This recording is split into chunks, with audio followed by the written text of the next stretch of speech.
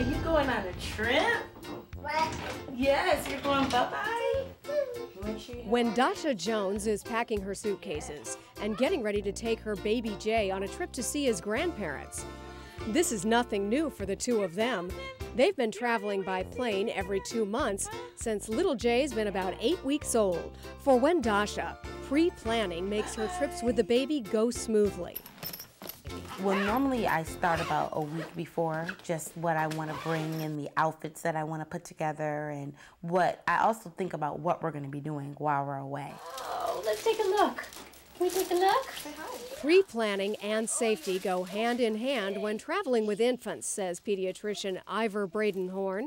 Parents have to think ahead to truly keep their children out of harm's way. You can buy diapers, you can buy food.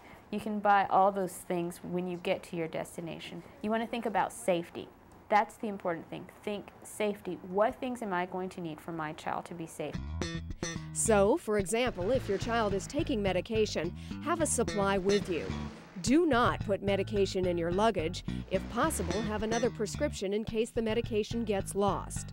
Call your insurance company and get the name of a provider in the area where you're going.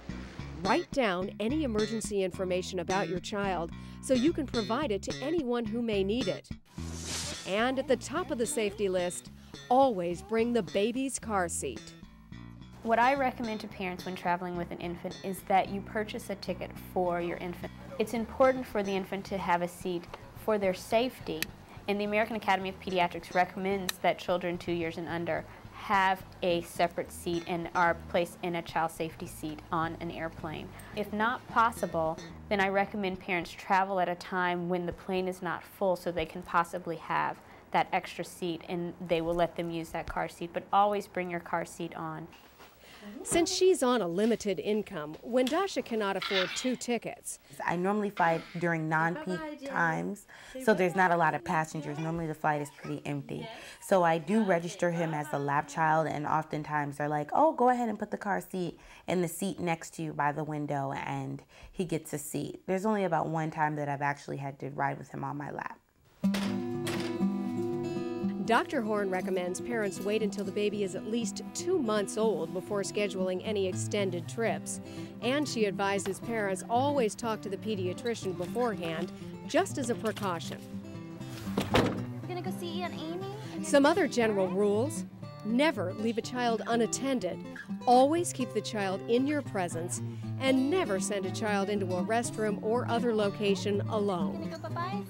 Parents should never do anything that's not safe for their child, and the parents should always think about their child's safety first, up and above convenience. And how do you keep the baby occupied when he's not sleeping? Well, they say variety is the spice of life for adults, and that apparently holds true for babies too. Buy a few new inexpensive toys that are age appropriate for your child, and bring one out every hour or so. And then the child has a new toy and a new activity to do for the extent of the trip.